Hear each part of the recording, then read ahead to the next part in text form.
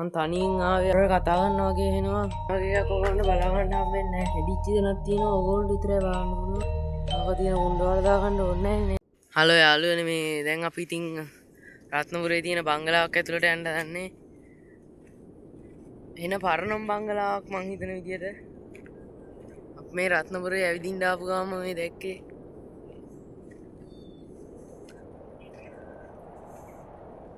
අපේ කට්ටිය තාම පල්ලෙහා ඒගොල්ලෝ එන ගමන් ඇත්තේ. මේ බලන්න මේ ගේට්ටු හැම එනටම පරණයි. මං දන්න විදියට බංගලාවේ මුරකාරයෙක් ඉන්නවා. මිනිහා ඉන්නවද දන්නේ නැද? හිටියෝ ගුටි ගන්න පුළුවන්.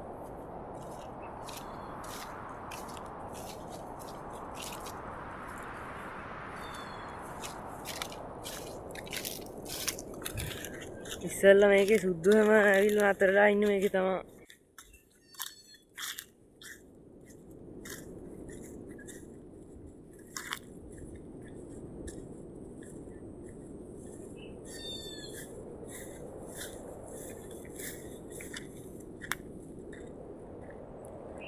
අන්න යාළුවෝ පේස් එක කොහොමද කියලා.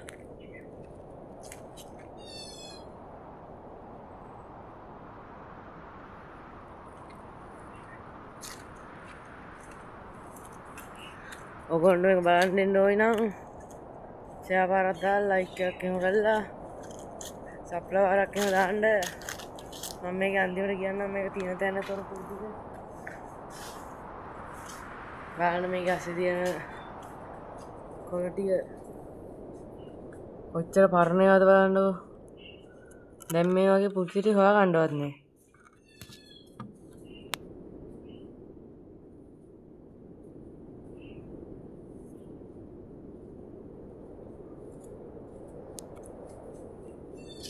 හෙඩිච්ච දෙනක් තියෙනවා ඕගොල්ලන්ට විතරයි බලන්න පුළුවන්. මට වැඩිය වෙන්නේ නැහැ.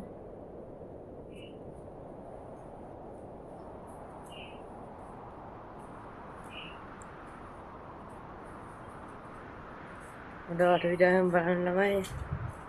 කවදාම මේ වගේ එකක් ඕගොල්ලන්ට බලා ගන්න හම්බෙන්නේ නැහැ. සිමෙන්ටි කොටයක් තියෙනවා පස්සේ වෙලා ඒක අරන් යනවා. මේ ඔයගොල්ලෝ ඉන්නේ හරි නෑනේ. අපි ඉස්සරහට ගිහලා බලමු නේද? තව මේකේ ක්වොලිටි කොහොමද කියලා. මේක පොඩ්ඩක් කැඩිලා තියෙන්නේ.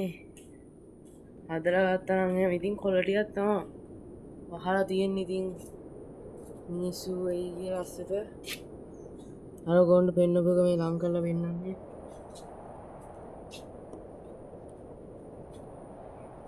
ඔයගොල්ලන්ට තව ලස්සන දැනක් තියෙනවා පෙන්නන්නම්. ඉස්සෙල්ලා සුද්දෝම ඇවිල්ලා මේකේ තමයි නාන්නේ. නගන්නමයි ඈත. මේක එන කන්දක තියෙන්නේ. කිලෝමීටර් 7ක් විතර පයින් එන්න ඕනේ. කලාවස්සෙන්.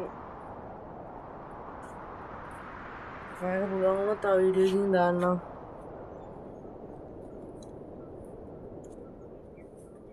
බලන්න අර ඉස්සෙල්ලා කාරේ ලයිට් එහෙම. සුපිරිම බංගලාවක් තමයි සුද්දෝ 40ක් 50 මේක නතර වෙලා ඉඳදී. කවුරු හරි කතා කරනවා වගේ එනවා. අපි ගිහලා බලමු කවුද ඉන්නේ කියලා.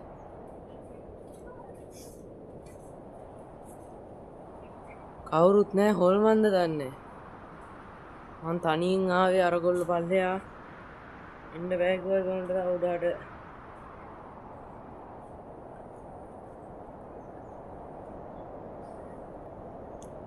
නිකන් අඩි සද්දේමත් ඇහෙනවා. ඕගොල්ලෝ හින්දා මම මේ ඇවිදින්නේ.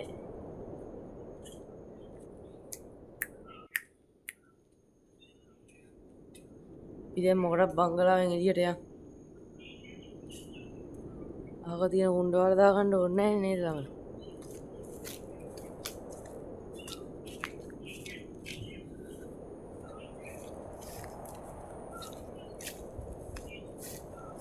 අනකොල් ටිකේම කඩලා කපලා ගත්තා නම් සුපිරියක් තමයි ඉතින් බංගලාම.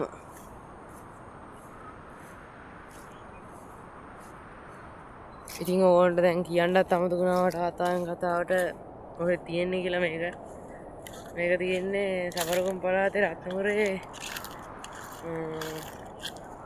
ගෝනකුර කියලා පළාතක ගමක. ඉතින් ගෝනකුරෙන් ඇවිල්ලා ඇතුගලට ඇවිල්ලා ඇතුගල තමයි ඉතින් මේක තියෙන්නේ. ඇතුගල කියන්නේ ඉතින් සුපිරිම ප්‍රදේශයක් තමයි. අපි දැන් මේකෙන් එළියට යමු මොකටද? මම ඉතින් විස්තර ටිකක් කිව්ව එකේ මේ වීඩියෝ එක මෙතනින් නතර කරනවා. එහෙනම් ගේට්ටුවට දෙමු වීඩියෝ එකට 5ක් දාන්න.